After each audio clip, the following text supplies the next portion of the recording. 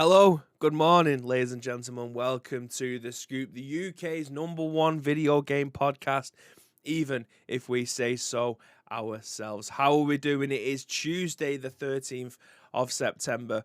I apologise if I sound like I've got a dry mouth. I absolutely have. As mentioned in the chat earlier, I've just scoffed the biggest flapjack you've ever seen in your life during that 3-minute countdown because I'm an idiot and I don't tend to have breakfast all that often. So I end up becoming absolutely starving around dinner time, then end up scoffing loads, which is why you end up looking like this, albeit absolute temple of a man. But yes, so I'm intermittently going to be sipping my drink, but let's talk about the elephant in the room. Am I looking super fucking glorious this morning? Because I bet I am. I bet I'm looking the best I have ever looked, apart from obviously in the studio when we've got a 4K camera. But right here, right now, I am looking at you at 60 frames a second with some 1080p goodness. And that, my friends, is because the one and only Nietzsche, the guy who you may see in this chat who's gifted over 330 subs to you all, has decided to gift me a camera. Didn't know it was arriving. I didn't even give him my address. That's been sorted out by Graham and Nietzsche between them to send up to me whilst I was away in Scarborough for the weekend. So I couldn't even object. It just turned up at my door when Nietzsche said, "You've got something arriving today." And I'm like, what am I supposed to do with that? Like, I'm not even there. Like, I'm in Scarborough. How can I have something? But no, thank you very much, Nietzsche, for gifting me this camera. It looks better. The room already looks better. Obviously, I do have the other one still plugged in. So if I turn this one off, you can still see we've still got the full room shot. This is the wide angle camera. This isn't this is my excuse as to why I've always looked wider, because I've got the wide angle lens on this one. This isn't the Logitech that has been sent to landfill. This is my full room camera, so you can see what my room looks like. But if you want to get a little bit crispy, let's turn this bad boy back on. We have the Logitech Stream Cam set up in this now, and I've never looked better. I've never looked thinner. You know, the camera adds 10 pounds. It's been obviously adding about 10 stone over the last couple of years, but now I'm looking slimline. I'm looking anorexic. I am looking the best I have ever looked in this setup. So thank you very much, Nietzsche, for sending this over to me. I very much appreciate it. But you lovely lot have been in the chat nice and early this morning. We did have, as soon as we went live, Barton Wilson with a subscription for 4 months. Very much appreciate that. Thank you very much, legend. JMK coming in with the exclamation mark time. Now, I was racing to get the chat bot sorted. However, I needed to put the password in again. So that's why that took a little bit longer. But it's up and running now. You can type wherever you want in. You know the drill by now. Exclamation mark, time, exclamation. Apart from Moth, I don't have Moth put into mine yet because that's one of the newer ones which I do need to get sorted out. But yeah, if the camera does start to adjust with the lighting, it's because my room is pissed. Like I've got 2 lights, I've got 2 key lights that I need to probably keep on all the time. The lighting in my room is all over the gaff because I'm sat in front of a window on obviously a housing estate. When the sun comes up and around, it changes all the time, as you would expect the sun to. However, because I'm sat in front of the window, the colour in this room just changes constantly. So it's either too bright on my face, it's either too dark, so I need to put a light on. But at this moment in time, I realise that 20 to 12 is probably my ideal lighting. I don't look too pale. I look like I've got a little bit of colour, despite not being away. So I think we've figured it out, lads. 20 to 12 is my ideal lighting in this world. So if it could just be 20 to 12 at all times, that would be fantastic. JNK said it's early compared to normal. And that's me talking about the world's biggest flapjack. I'll take a picture of the flapjack because I do have another one. It's one that I brought back from Scarborough, as well as just some ginger snaps, which, again, this is more holiday talk. It's what you guys tune in for. Obviously, I've been away for a couple of days. Went to a bakery in Scarborough and got some flapjacks with like a caramel and chocolate top. Fantastic. I got some ginger snaps. They were also fantastic. They're in a Tupperware downstairs. I do take Tupperwares away with me just in case. Do you know what I mean? You got to be smart about these things. I love oat coffee. Oat milk coffee is fantastic. However, I've never thought of buying oat milk because I thought it's never going to be the same as going into Costa. Bought some oat milk barista coffee.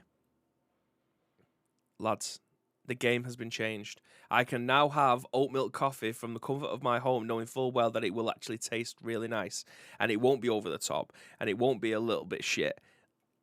I'm having the best brews of my life right now. I do have one here for my incredibly dry mouth, so Yes, that is a Mickey Mouse cup. So yeah, I'm enjoying. It's just been a great weekend overall. It's just been a fantastic weekend. My little boy, got to try ice cream for the very first time. That blew his head. He wouldn't stop crying because we didn't give him more. So that was an interesting time. Naked Neil is in the chat and he says crisp ! Moth. We don't have the Moth one in. I will get that one plugged in. JMK says, damn, that new cam can really see the real baby. This is me. Look, you can see that I've got like a tinge of blonde. Now I don't know if you guys have noticed this. It looks like I don't have eyebrows. That's because my eyebrows are like a blondish greyish colour, which doesn't match the rest of my head. However, I would say the rest of the rest of my body is blonde. I don't have any hair anywhere. I mean, that's a little bit too much information. However, my eyebrows, blonde, round here, and my whiskers, blonde. I don't understand it. It's just the way it is. You've lost about a stone in weight with a new camera. I know, mate. I know. I'm fucking looking good. Do you know what I mean? I'm looking fucking great. The wife's in for a real treat. Whoa, there's actually some difference between the two of them. Well, I don't bloody well hope so, because one of them is about a £14 camera from Amazon. This one, however, is more than £14, so I'd expect. So the Apex Hound, Jesus, that is a massive difference, man. Hey, how you doing, mate? Hope you're doing well. Good to see you around here. If you're not already following, you bloody should be. Do you know what I mean? I stalk you everywhere you go. You should be stalking me. That's how this works, right? Baton Wilson says, looks better. You know what I mean?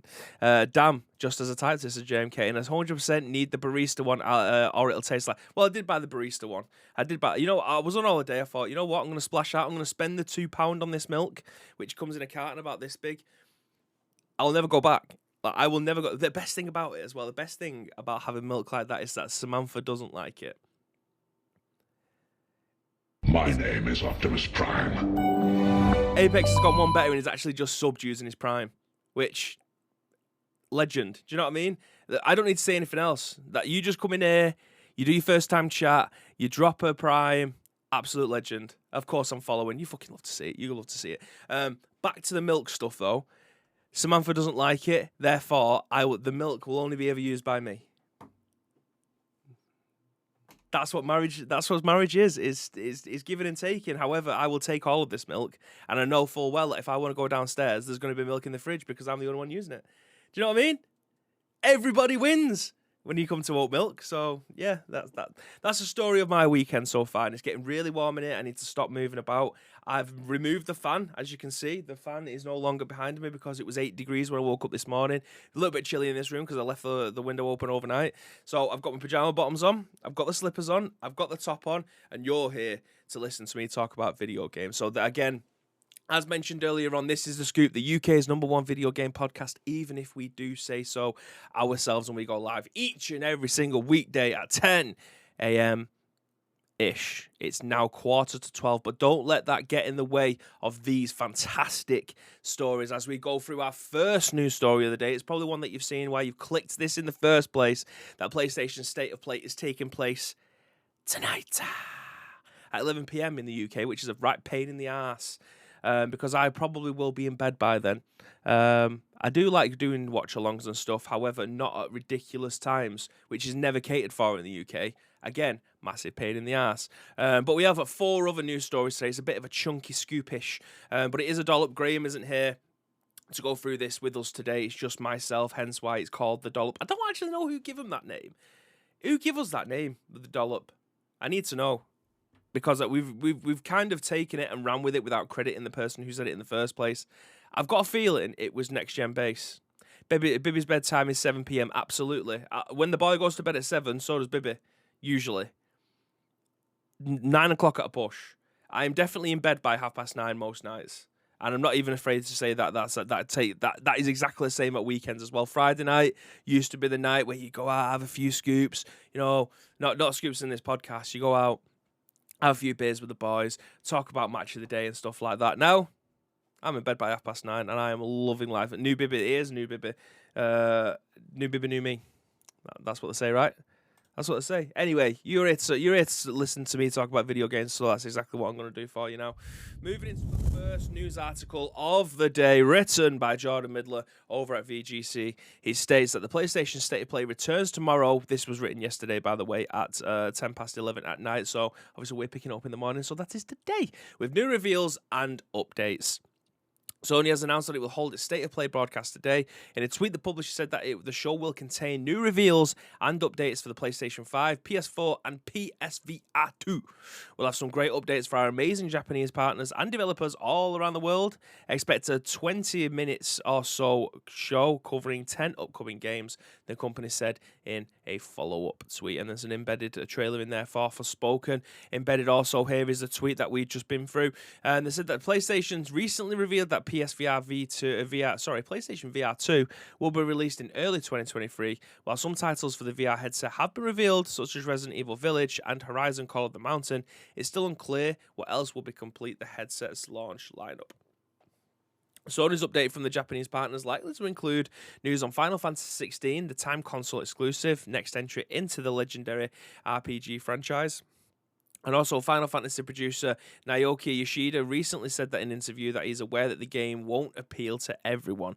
Sony's last PlayStation State of Play took place in June and showed off new footage from Final Fantasy XVI, Street Fighter VI, and revealed PC versions of Marvel's Spider-Man and Miles Morales Spider-Man. I've got them the wrong way around, but you know what I mean. A PlayStation version of Returnal has been heavily suggested also in recent months. So, it looks like, well, we are going to be getting a State of Play. I do think it might be quite heavy on the PSVR, if I'm being honest, because they need to try and sell this console, or this peripheral, shall we say. And being early 2023, it might be an ideal time, but it's like launching a new console, really, having a PSVR, because of how much it costs, the power that goes into it, and it's only as good as the games that get made for it. Now, I'm under no illusions that we're going to be seeing Skyrim in PSVR 2. That's probably a given at this moment in time. However, I will include Gran Turismo in that as well. The new Gran Turismo game. I do think that will probably be one of the launch titles to go with it as well. I do think Skyrim is probably going to come later down the line. We're going to get one at some point, do you know what I mean? Like, we aren't going to be, especially if Elder Scrolls 6 is going to be a Xbox exclusive. They are all 150% going to be bringing out a Skyrim PSVR 2. Obviously compatible with the Anniversary Collection that got brought out along with the PS5. So, yeah, I can see those types. What I'm more interested in is what the other... I don't want to see the gimmick games. I want to see proper PlayStation VR experiences. Like, when I think of VR experiences, I'm straight away, I'm going to Resident Evil Biohazard 7. That's the first one that comes to mind when I think of PSVR, and that's the kind of games that you want to be able to see on this console. The likes of the Iron Man VR and stuff, the Batman VR, they was all cool, but as fully fledged games, I want to see the likes of Resident Evil. Now, obviously, we are getting that with Resident Evil Village. That's under no illusions that's going to be the case. However, I want to see these AAA games get the VR treatment going forward, because if you are going to be competing with the likes of the Vive, you're talking about the Valve Index, where you're able to put your full hands into gloves and be able to move your fingers individually. That's the things that they're competing with at this moment in time. Having the likes of Half-Life Alyx available, which is probably the best VR experience that's been said, the most highly rated.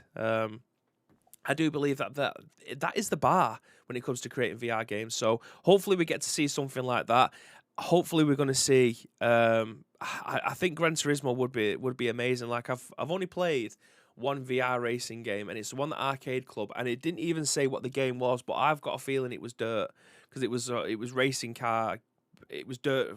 What do you call them? Rally cars. That's it. It was rally car driving that we was using it on a PC with the headset on. And the steering wheel was in the racing cockpit. So you had the steering wheel, you had the gear sticks, you had the pedals. Like, all of it was amazing. The feedback on the steering wheel and stuff. So it was obviously a tasty bit of kit. That's the kind of experiences that you want with VR. You don't want, remember the classic ones, the classic VR headsets that you put your phone into and you might be able to ride a roller coaster or something like that. I don't want that. That's little gimmicky shit. That was 7 or 8 years ago. I don't want that now. We want full VR worlds. If you're talking about metaverses and stuff, this is the way to go forward with it. This is what we want to be able to experience. If we're going to be paying for VR versions of games that we've already played, give us a new experience. I understand that it will take time. We've got time. Like the PlayStation VR was still thriving towards the end of the PlayStation 4 life cycle. Like we've got time to be able to wait for this. Price point as well, I imagine might get talked about. I don't know if that's already been released, what the current price point for this is. I do believe it's probably going to be around 400 quid.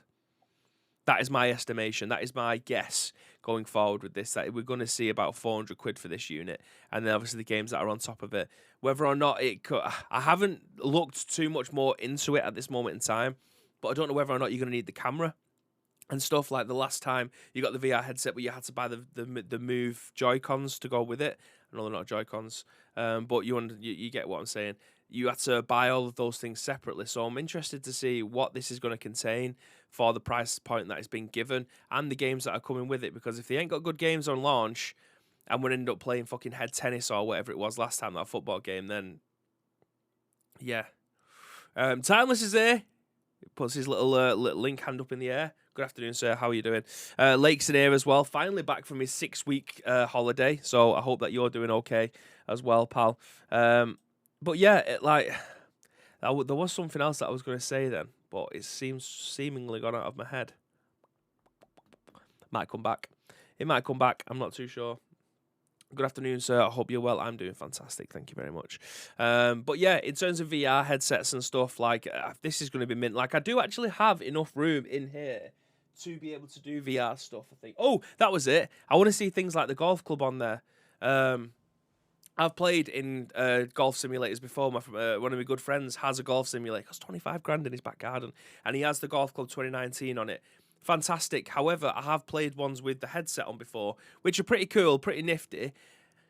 If they can make it a little bit better when you can put like a proper golf club at the bottom of it and you can swing that around in your back garden. Like I've got Fee Golf, which is fantastic. It's just not got it's not there yet. But I do believe the technology might be there with the likes of the PSVR 2, because obviously it's a more impressive bit of kit.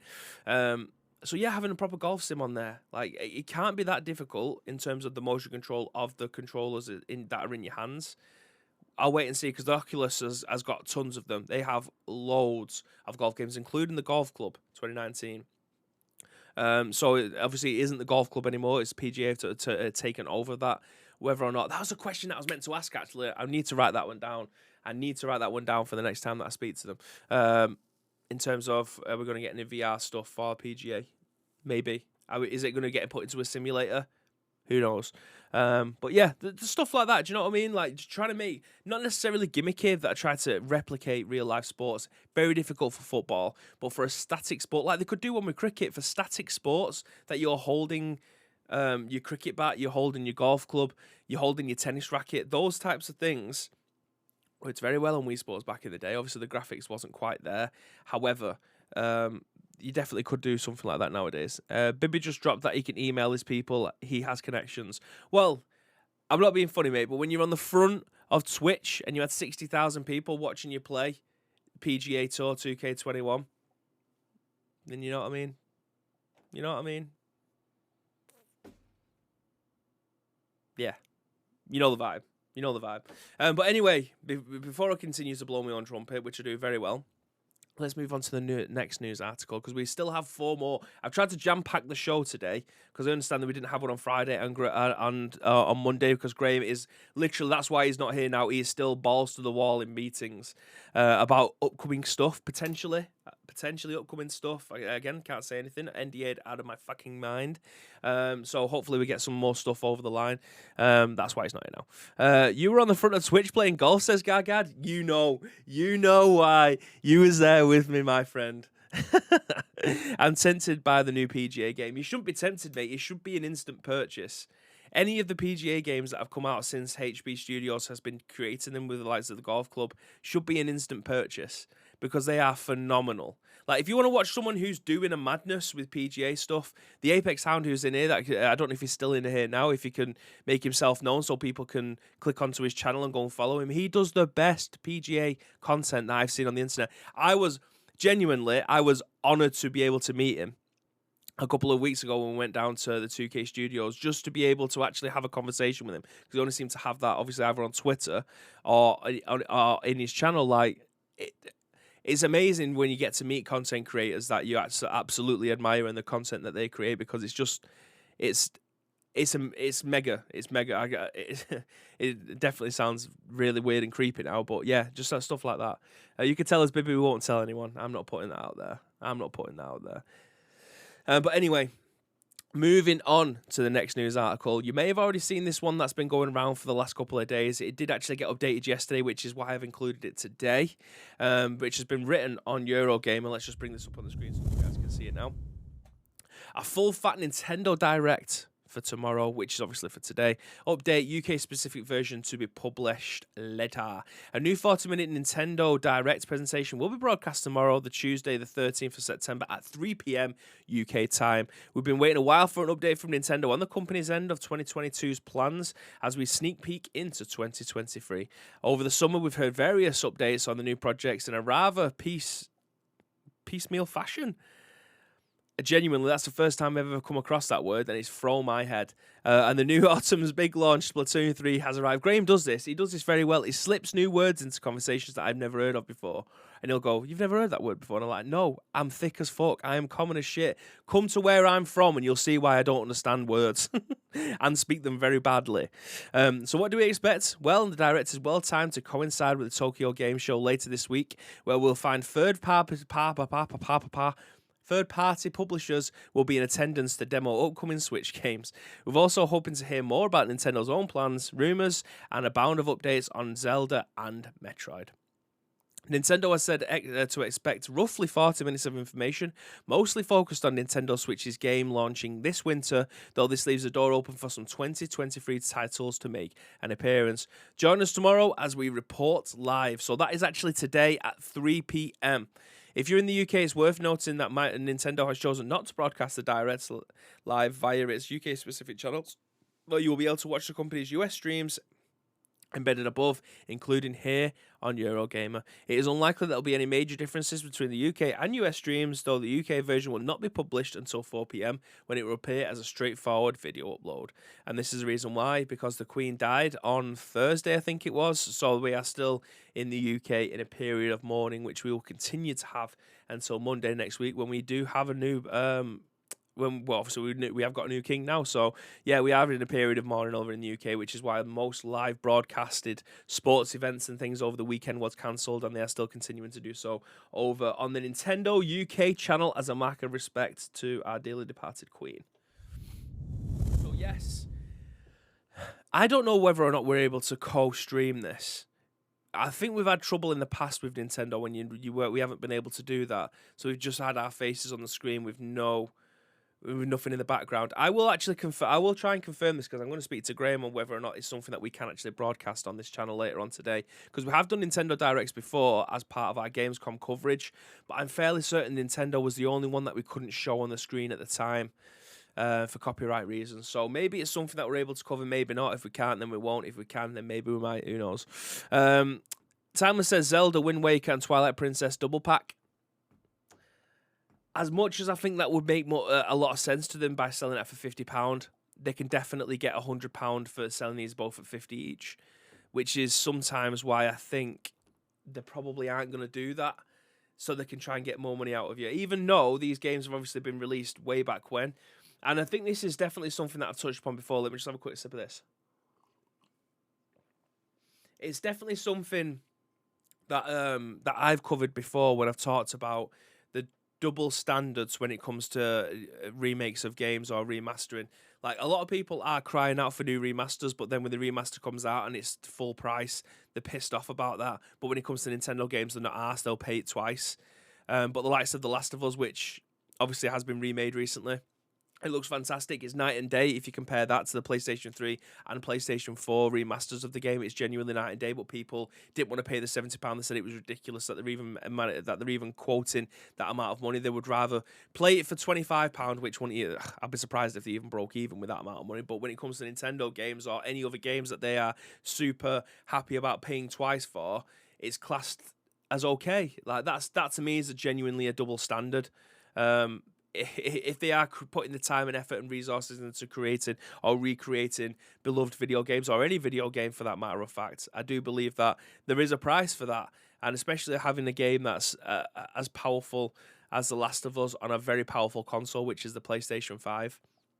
Mate, if they was to remaster the entire Halo franchise, which I understand they've done with the Master Chief Collection, but if they was to release like those games now with completely from the ground up rebuilt, and they charged 50 quid for each one, I'm fairly certain people are going to pick that one up. I understand the Master Chief Collection was the stop between for the last generation. Obviously you can play that on the new generation now, but I'm talking from the ground up, every single texture on a wall, every single texture on a gun to be completely remade with all the mesh and textures. I believe people would pay that as well. So I don't think it's just because it's The Last of Us, and I don't believe it's just because it's Zelda that people are potentially have these double standards, but double standards is double standards regardless of what the game is and what the franchise and what the IP is. I don't believe that there should be a stigma against it. If you don't want to play it or you don't want to buy it, you don't have to. Wait for it to go on a sale. That's essentially what I'm doing. I don't have the money to be able to slap down 70 quid for this at the moment. I've got no problems with them charging that, but I'm also not going to be able to go out and buy this game at this moment in time because I just genuinely can't. I can't afford it. I've just come back off holiday. Do you know what I mean? Enzo says, check Twitter, baby. Ha! I've just checked Twitter. We've got Albino approves this message. Watch out, Alpro. He will take your milk. You're trying to get us a sponsorship there. Is it Alpro that I'm using at the moment? I can't remember. It's a barista one. It's in like a grayish carton. Fantastic. I'll take a picture of it in a bit. So I might do some deals for us, Enzo. You know what I mean? Love that. Love the grind. Love it. Tam says, agreed. Viv says, what is that? A Monica is a devil. Is that from Futurama? Anyway, Tina says, looking very crisp today. I've had a shower. Do you know what I mean? I've been sat here and I've been, getting the beard all shaped up. So yeah, of course. I mean, the camera obviously plays a massive part in that as well. Timeless says they did do a single release with Skyward Sword. I mean, FIFA players pay £70 a year for an update every year, so fair. Enzo says, let's just pretend it's Alpro the grey when it is Alpro. Whoa, baby, just whoa. Exactly. Do you know what I mean? Yes, Viv. Shows the last time Bibby visited my stream. I mean, to be fair, I did send people over to your stream. Was it last week of the year or the week before? And I have done consistently twice. Might not stick around so long. I was watching you put a gun together. Was that last week or the week before? I don't know. But what I do know is it's time for the next news article before I start breaking out into song and dance. This one has been written over at Gaming Bolt by Shunal, Doke, and they say that EA partners with Koei Tecmo Omega Force for the next great hunting game. Now, I'm not going to lie, originally when I found this news article, I was like, I don't want to cover a new deer hunting game. Turns out that isn't what they were talking about, so that's why it's ended up making the news for us here. So it says that EA announced that it's partnering with Koei Tecmo and Omega Force through its EA Origins label to develop and release a new game. While details on this new game are sparse, the announcement refers it to be the next great hunting game. The fact that it's referenced a hunting game hints towards it being a new game in the Dortmund Tukoiden franchise. Oh, I've definitely butchered that. Don't come for me, guys. Like Monster Hunter, the Tukoiden games have the general loop of the hunting giant monsters. Demons in Toyken. What? I've never known a game to be put more into a sentence in my life just to trip me up. But anyway, to craft better gear towards tougher fighters. The Omega Force is a studio well known for having worked on a number of major releases, including Hyrule Warriors, a game in major franchises like Fire Emblem, Dragon Quest, and Attack on Titan. Under its EA Originals label, EA has helped the development and publishing of several smaller games, including critically acclaimed games like It Takes Two, Unravel 2, and Sea of Solitude, and most recently Lost in Random. I do apologise, my mouth is still dry, so I'm just going to take a quick swig of my drink here.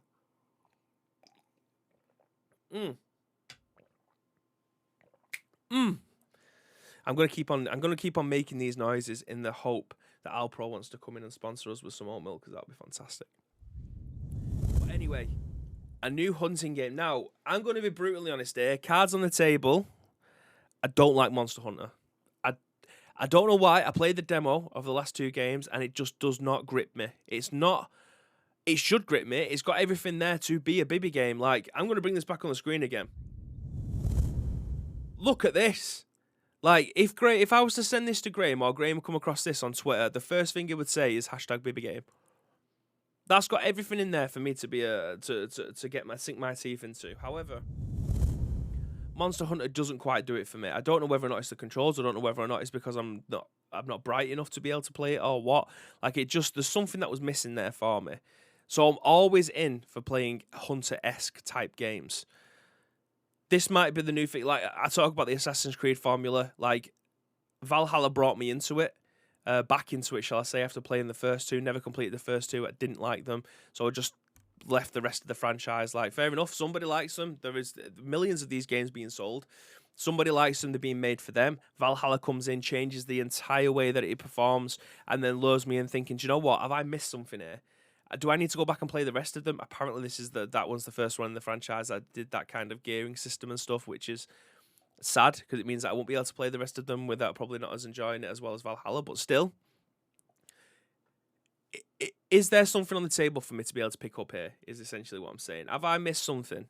Do I need to go back and play these games? There's like Spike. Spike has, for those of you that don't know, Spike is Big Zombie Monkey. You definitely would have seen him in the chat. Obsessed with Monster Hunter. I'm fairly certain he has the tattoos of the Monster Hunter symbol. Like, he's massively into him. He's tried to, in the past to get me to play these games again, just to give him another chance. Is this now Bibby coming back and saying, do you know what? It's party time, people. Get me back in here. Let's see what this has got. Let's see what EA can conjure up with Koei Tecmo. What are they going to give us that's different from the rest of the things that's on the market that will say, do you know what? Here's my money. That's what I want. That is what I want in my video games. What are you going to give us?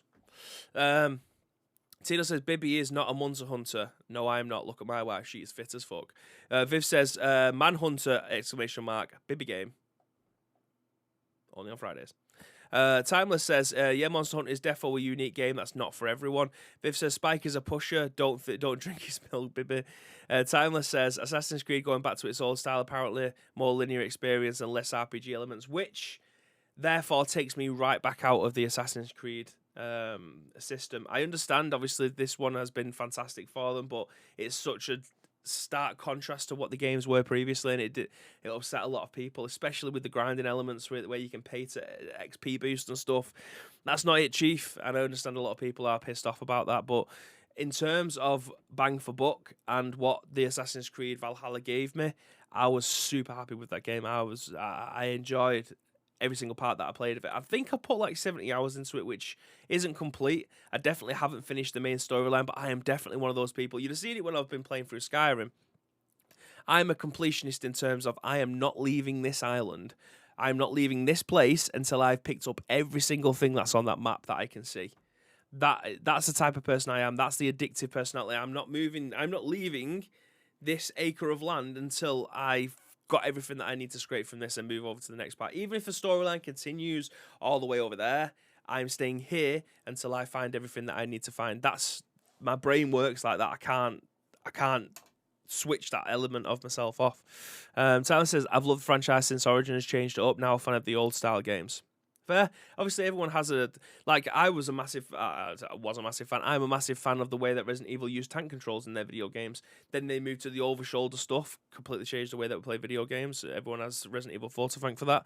But I'm still a sucker for a tank control game. Like, if Resident Evil 4 didn't revolutionize how we play video games, I would have fucking hated the fact that they changed the system altogether from the tank controls to over the shoulder. But it's a good job that mechanic works, because it would have pissed me off no end. JNK says, I hear you. I try not to leave games until I've completed all of it, until I get my platinum. You see, platinum hunting for me is only achievable if it's easy. And that seems like such a cop-out. If it's right there and I'm able to pick it up, I will do it. However, I hate the ones where it's like, get 400 kills with this gun, go over and open 6,000 doors, defend, I don't know, block shots 700 times with your pan or something like that. Those are the kind of things that put me off it. What I want in my platinum trophies is, that was my Slack, by the way, so let me turn that off. That wasn't your Slack, that's my Slack.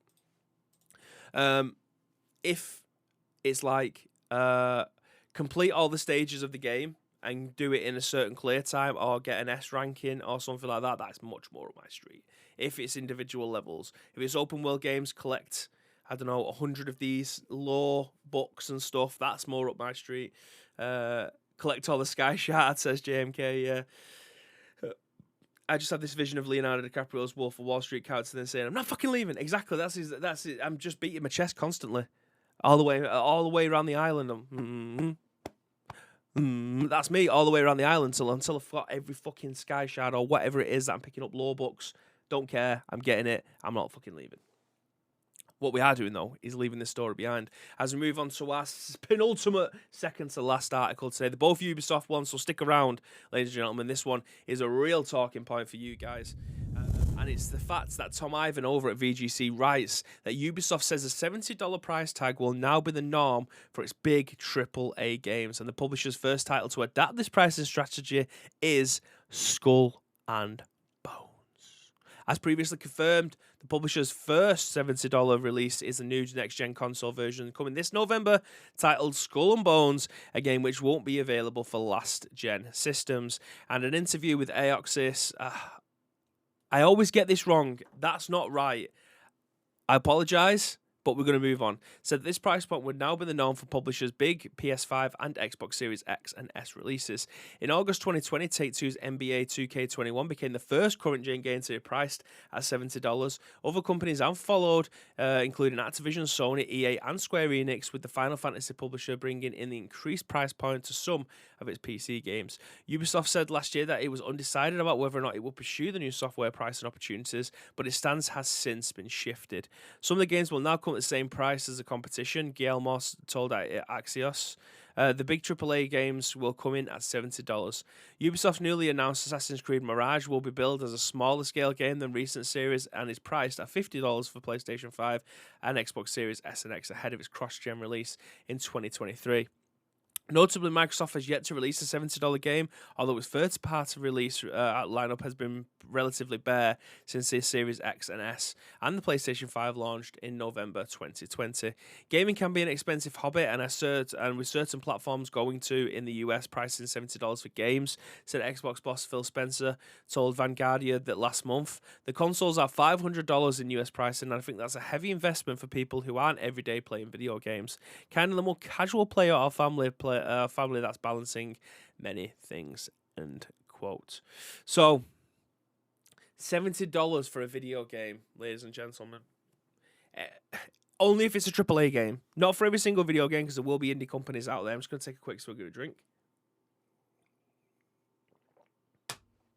Thank you for bearing with me. So, $70 is going to be the norm for video games, which I still believe for most AAA games. It's one of these, like, if it's try before you buy, you might be able to get your money's worth out of it. If you're just buying $70 and it's a game that you don't like, it's very rare that you're going to get even close to that back, especially if you go back and you trade it in. You're probably going to get half of that from game. You're probably going to get even less from the likes of CEX unless you're trading in for store credit.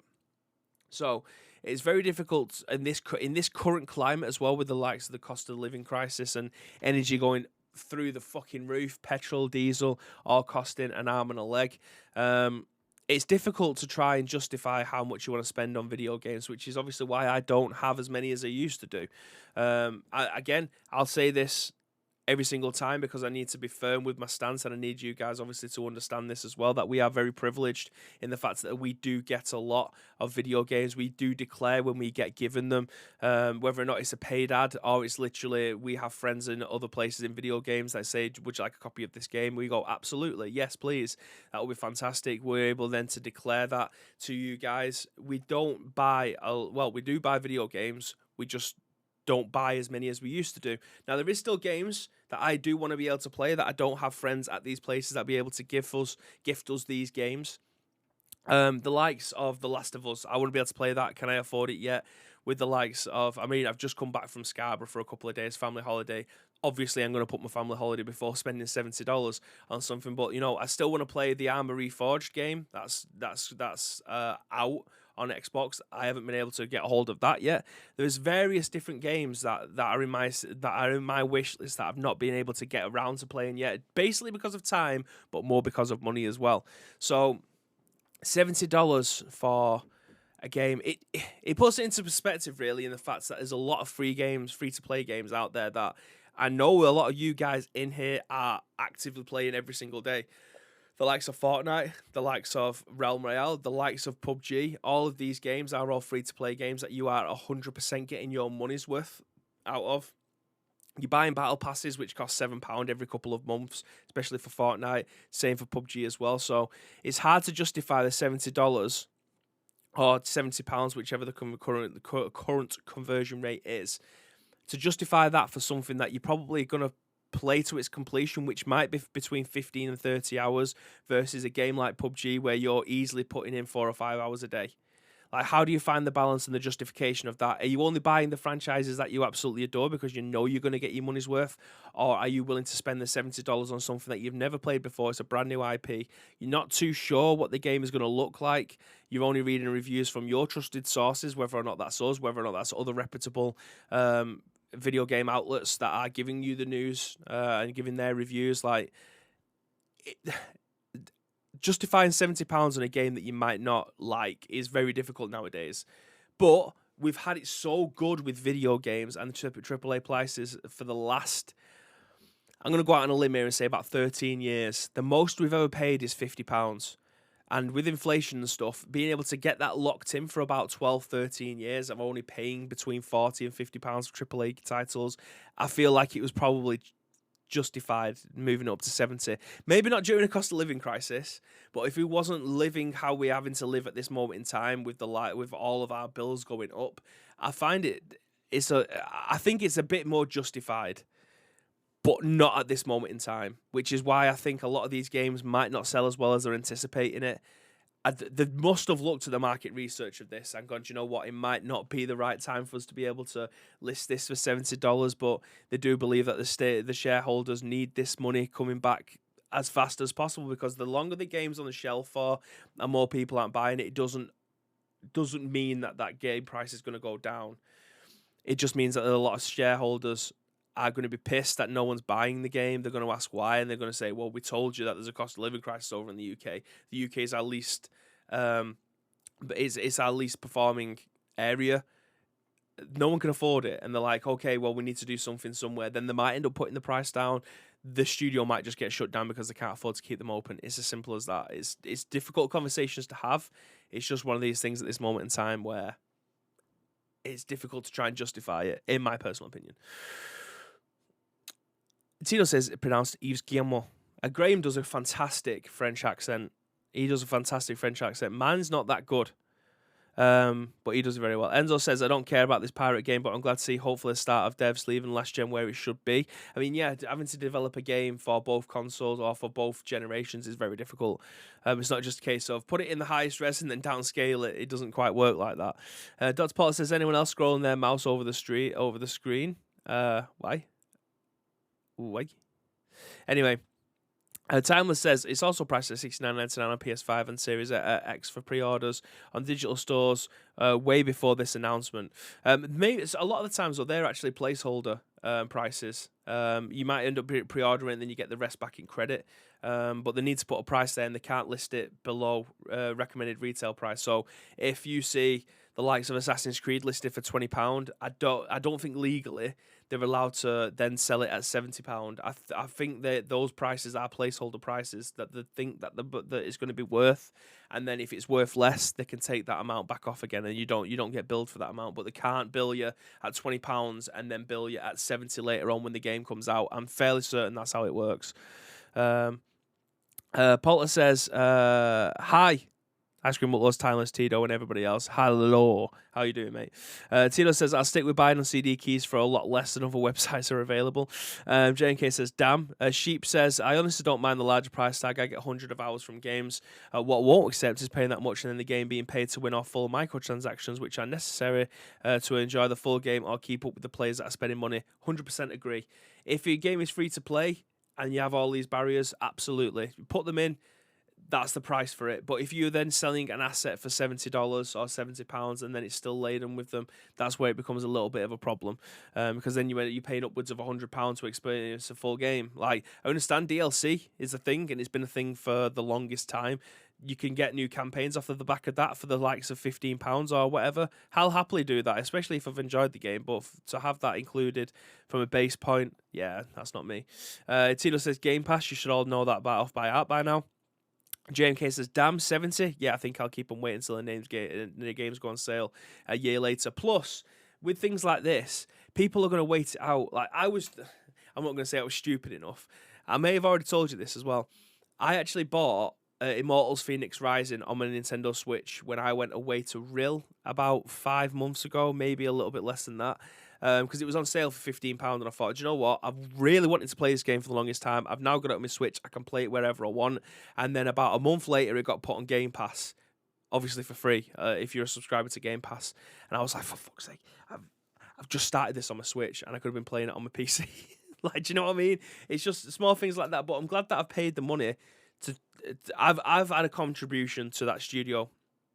Not a full price, granted, but I can't afford games at full price at the moment. So I've contributed somewhat, shall we say. Tuna says that's a problem, $70, the continual payments for games industry expects us to pay. JNK says, how is Saint Row going, Bibby? I absolutely love this Saints Row game. I understand it's got a lot of shit. But I am thoroughly enjoying the campaign of it so far. I'm not going to go into the details as to why. I'm not going to say what people have been saying about the game and why they don't like it. All I'm going to say is it's entirely up to you guys how you want to be able to play it. If you like the old Saints Row, then I think you're going to enjoy this one as well. I don't think it's as good as the old ones, but I'm still enjoying it nonetheless, is what I'm trying to say. Like, I'm enjoying playing this game. When I've got free time, it's the game that I'm booting up, and I don't think you can, especially from someone like me who plays a lot of games sporadically, that's a massive compliment to the game. When I'm not playing anything, like when I've got time, I'm booting it up, and that's the first thing I'm thinking about, playing Saints Row. Enzo says Vigor, or Viger, I can never pronounce that one right, but that is a game that I actually tried when it came out on the Xbox, and I haven't played it since because I couldn't get my head around it. I understand it's like Tarkov, but I was really shit at it. So every time you post a clip of it, I think, I need to give this another go. So that might be something that I end up doing at some point. The Last of Us Part 1 remake is not on Steam. Will it be there or when with the other Sony PS games are? That potentially might get said tonight during the PlayStation State of Play. I'm not sure what to expect. They're saying that they're going to have 10 new IPs being shown, or 10 games. So, yeah, we'll see with that one. Maybe it's one. It wasn't listed as the games that they had rumoured coming to PC, but it could be. Maybe not yet, though. Timeless says, yep, and so have risen the prices of PS5 games by £50. Shadow of War did that and got so much shit for it. Game Pass is the reason why I rarely buy games anymore, just buy new releases and sale games. I'm in exactly the same situation. When you've got something as good as Game Pass, why do you need to do it? I mean, I'm not even including Sony's version of Game Pass into that as well, because I still don't think it's as strong as Game Pass. But here we are. Here we are nonetheless. Anyway, we've got one more news article for you today. This has been written over a Gaming Bolt by Ravi, Sinha, and they say that Ubisoft Plus is free on PC until October the 10th. Play over 100 Ubisoft titles on the subscription service, from Assassin's Creed Valhalla and Far Cry 6 to Rainbow Six Siege and The Division 2. I'm sure Tito was absolutely buzzing with this news. More Division 2, he's saying? Okay. In addition to all the big reveals at Ubisoft Forward, from Mario plus Rabbids Sparks of Hope to Assassin's Creed Codename Red and Hex, a free trial period of Ubisoft Plus was also announced. It's currently free on PC until October 10th, 11 a.m. PT, which is a pretty good deal considering it has over 100 titles. The trial is only for new subscribers, though. Among them are the titles Assassin's Creed Valhalla, Far Cry 6, The Division 2, Rainbow Six Siege, Extractions, Riders Republic, and so much more. Premier editions for certain titles, which include expansions and season passes, are also available, though some have not all the content. For more details, on the free trial, head to here. Ubisoft Plus costs $15 a month on PC and Google Stadia, with new Ubisoft titles are being added on day one for subscribers. Some titles cost Ubisoft Plus Classics are also available with PlayStation Plus Extra and the premium tiers. So there you have it, ladies and gentlemen. You wasn't expecting some Free Game Tuesday, was you? Hey, Free Game Tuesday. There's your little jingle.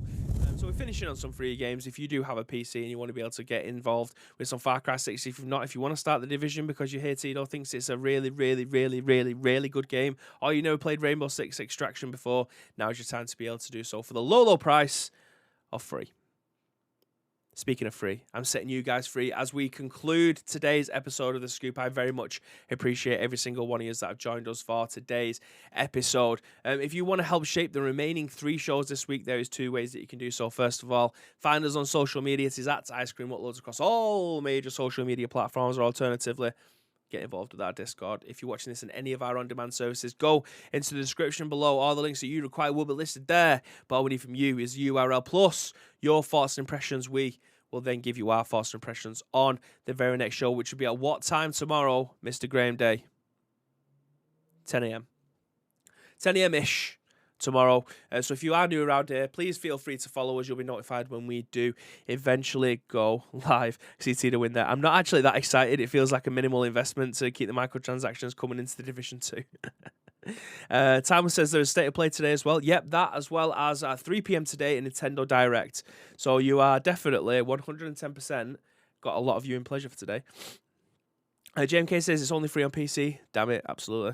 Buddy Roland says this is what's going to happen. It's just like cable cutting used to be cheaper than cable, but now there's too many streaming services. It will cost you a fortune to watch it all.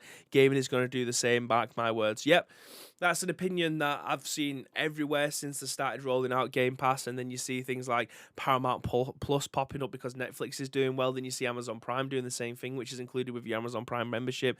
Then you get all the other things like Crunchyroll and Hey You and everything else. Like, it will end up eating itself alive, rather than it just being £50 for a new game, £50 for a new game, £50 for a new game, £50 for a new game, and then Microsoft have the audacity to be able to put their day one games over on Game Pass for the low, low price of £9, which then ends up cannibalizing itself. Like, how can you justify a game that usually costs £60 being put in something that can cost you the very low amount of £1 if you've never subscribed to it before for 3 months? So I do believe eventually there's going to come a crossroads where they will have to start pulling games and then start putting them out at free at full price again. Like, it will cannibalize itself. It's annoying, especially considering how well we've had it for the last couple of years with Game Pass. But if you end up paying £10 for this, £10 for that, £10 for this, £10 for that, like, you see this with IPTV now. Like, people aren't paying their Sky subscriptions like they used to. They're not paying £110 for their Sky because they have all the kids channels, they have all the Sky Sports, they have all Sky Movies. Like, why would you have Sky Movies when you get in some of the latest releases over on the likes of IPTV, which you can pay £110 for the entire year? Like, eventually there will be something bigger and better that will come through that might end up costing you more in the long run, but then end up making the rest of the market obsolete. It's annoying, but it's the way it is. What is this IPTV? Says Tito. No, says Graham, just as we're about to leave. So Tito says £110 for the year. I pay 40. Well, we can have this conversation away from this, because there is no way that I am getting this channel into any kind of legal discrepancy based off of the information that I am not telling you guys. But do stick around, because I'm going to send you over to one of our friends who is currently streaming. So even if it's a high and by, please go over there, say hello to them, say good afternoon, hope they wish them well, because that is exactly what I wish you guys. I wish you all a fantastic rest of your day. And as always, there's one thing that we want you to do, and that, my friends, is to stay frosty.